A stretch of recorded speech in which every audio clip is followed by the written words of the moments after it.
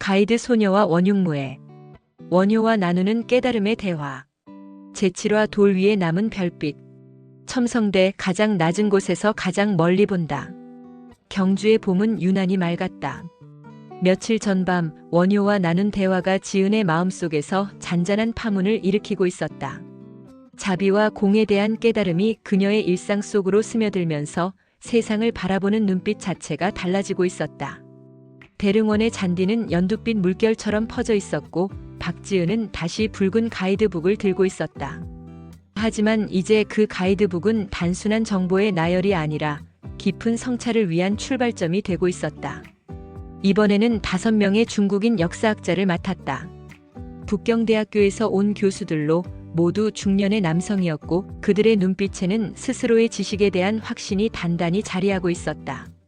지은은 그들을 처음 만났을 때부터 미묘한 긴장감을 느꼈다. 그들의 시선에서 은연중에 드러나는 우월의식과 무시하는 듯한 태도를 감지할 수 있었기 때문이다. 중국의 역사와 문화에 비하면 한국은 작은 나라지요. 리 교수라고 소개한 대표자가 첫 만남에서 건넨 말이었다. 하지만 그래도 신라의 유적들은 나름의 가치가 있을 것이라 기대하고 왔습니다. 지은은 그 말에 기분이 상하지 않았다. 오히려 호기심이 생겼다. 과연 이들의 마음을 어떻게 열 수 있을까? 원효가 말했던 자비의 정신으로 그들의 내면에 숨어있는 진정한 갈증을 발견할 수 있을까? 첨성대 앞에 도착했을 때 지은은 평소와 다른 방식으로 설명을 시작했다. 첨성대는 신라 선덕 여왕 시절 별을 관측하기 위해 지어진 동양 최고의 천문대입니다. 그녀는 차분하게 말했다. 높이 9.17m, 365개의 돌로 쌓아 올린 이 탑은 그녀의 안내가 끝나기 무섭게 한 사람이 고개를 갸웃했다. 이게 그 유명한 첨성대입니까? 그는 눈을 가늘게 뜨고 첨성대를 위아래로 훑었다. 그의 표정에는 명백한 실망이 드러나 있었다. 또 다른 이가 웃으며 말했다. 우리 자금성의 천문대는 몇 층짜리였더라. 이건 그냥 돌무더기 같군요. 이런 작은 건물로 정말 천체 관측이 가능했을까요? 맞아요. 세 번째 학자가 동조했다. 여기 와서 며칠 지났는데 이 조그마한 도시에서 도대체 뭘 배울 수 있단 말인가요? 솔직히 시간 낭비 같습니다. 다른 이도 혀를 차며 말했다. 역시 중국 밖의 문명은 한계가 있어. 스케일 자체가 다르잖아. 지은은 그들의 말을 조용히 들었다. 예전의 그녀라면 분명 기분이 상했을 것이다. 방어적인 마음이 되어 첨성대의 과학적 우수성이나 역사적 가치를 강조하며 논쟁을 벌였을 것이다. 하지만 지금의 그녀는 달랐다. 그들의 말 뒤에 숨어있는 더 깊은 것을 보려고 노력했다. 그녀는 조용히 그들의 말에 고개를 끄덕였다. 그러고는 천천히 첨성대를 바라보았다. 그 눈빛은 마치 천년을 관통해 그 탑을 바라보는 것 같았다. 맞습니다. 지은이 예상 밖의 대답을 했다. 이곳은 높지 않습니다. 장대하지도 않고 눈부시지도 않지요. 여러분 말씀이 옳습니다. 그녀의 말에 그들은 순간 놀란 눈으로 쳐다보았다. 보통의 가이드라면 자국의 문화재를 열심히 변호했을 텐데 이 한국 여자는 오히려 그들의 의견에 동조하고 있었다. 그렇다면 지은은 잠시 멈춘 뒤 계속했다. 왜 여기에 천문대를 세웠을까요? 왜 하필 이렇게 작은 탑이 1000년을 넘어 살아남았을까요? 그리고 왜 지금도 전 세계에서 사람들이 이 작은 돌무더기를 보러 올까요? 그녀는 손을 천천히 첨성대를 향해 뻗었다. 그 동작에는 존경과 경외가 담겨 있었다. 여러분, 이 탑을 자세히 보세요. 하나의 돌도 똑같은 모양이 없습니다. 365개의 돌, 1년의 날수만큼 정성스럽게 다듬어진 작은 손길들이 이 안에 고요히 스며 있습니다. 각각의 돌이 하루하루의 별빛을 기록하기 위해 제자리를 찾아간 것입니다. 리 교수가 조금 더 진지한 표정으로 말했다. 하지만 규모가 너무 작습니다. 정말 하늘을 보려 했다면 더 큰 구조물을 지었어야 하지 않겠습니까? 우리가 본 중국의 천문대들은 훨씬 웅장했는데. 지은은 조용히 고개를 저었다. 하늘을 보는데 가장 중요한 건 높이가 아니라 고요함입니다.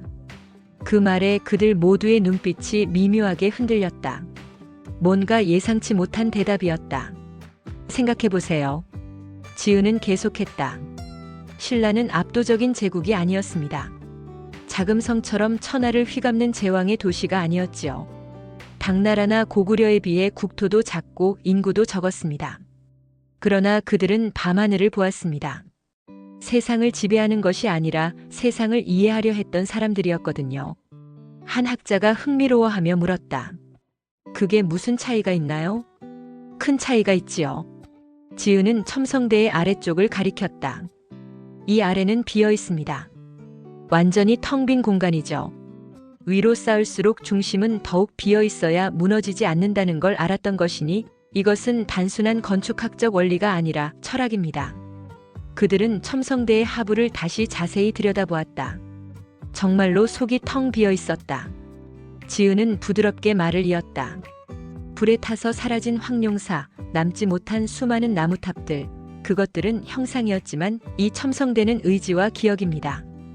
돌마다 장인의 손이 닿았고 밤마다 천문학자들이 별을 보며 사색을 쌓았고 천년의 침묵 속에 진정한 철학이 응축되어 남았습니다.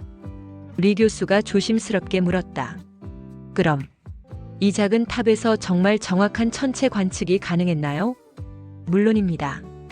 지은이 확신에 찬 목소리로 답했다. 하지만 중요한 것은 정확성이 아니라 자세였어요. 겸손하게 하늘을 우러러보는 자세 말입니다. 하늘을 정복하려 하지 않고 하늘의 뜻을 읽으려 했던 마음 말이지요. 그들의 눈이 조금씩 흔들리기 시작했다. 처음의 거만함이 조금씩 사라지고 있었다. 여러분, 지은은 더욱 깊이 있는 목소리로 말했다. 거대함은 자랑이지만 작음은 사유의 시작이 될 수 있습니다. 큰 것은 눈을 압도하지만 작은 것은 마음을 움직입니다. 신라 사람들은 그것을 알고 있었어요. 그리고 그녀는 잠시 멈춘 뒤 계속했다. 이 첨성대를 세운 선덕 여왕은 동양 역사상 최초의 여성 군주였습니다. 힘으로 권력을 잡은 것이 아니라 지혜로 인정받은 분이었죠. 아마도 그래서 이 천문대도 위압적이지 않고 사려 깊은 모습을 하고 있는 것 같습니다. 중국의 대표자였던 리 교수는 잠시 입을 다물었다가 말했다. 사실 이곳에 와서 기대가 크진 않았습니다.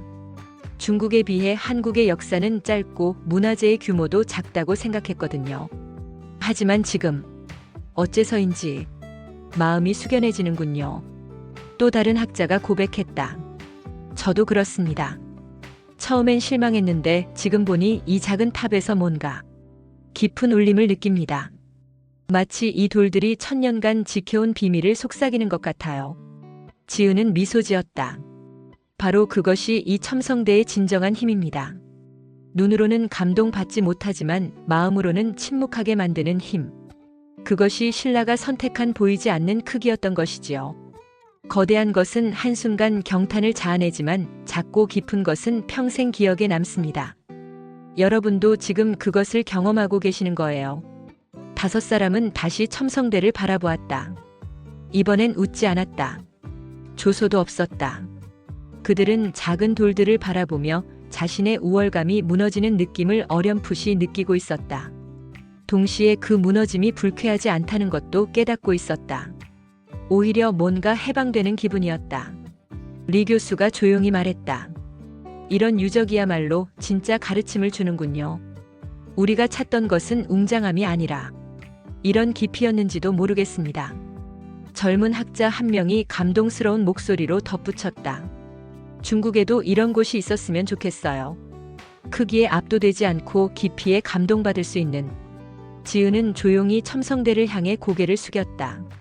그녀의 눈에는 불국사의 달빛과 서울의 네온사인 그리고 원효의 지혜로운 미소가 모두 들어있었다.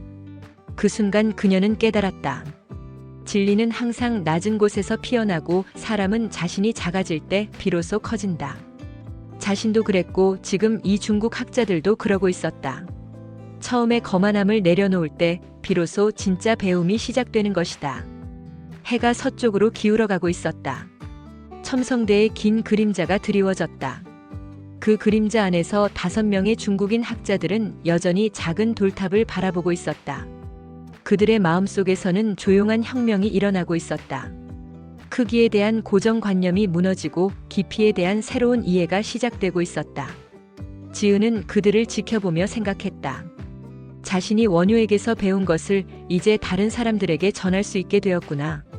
말로 가르치는 것이 아니라 마음으로 감동시키는 것. 지식을 전달하는 것이 아니라 지혜를 깨우는 것. 그것이야말로 진정한 가이드의 역할이었다. 첨성대 위로 첫 번째 별이 나타나기 시작했다. 1000년 전 신라 사람들이 바라보았던 그 별이었다.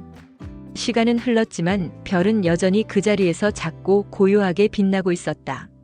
마치 진리가 그런 것처럼.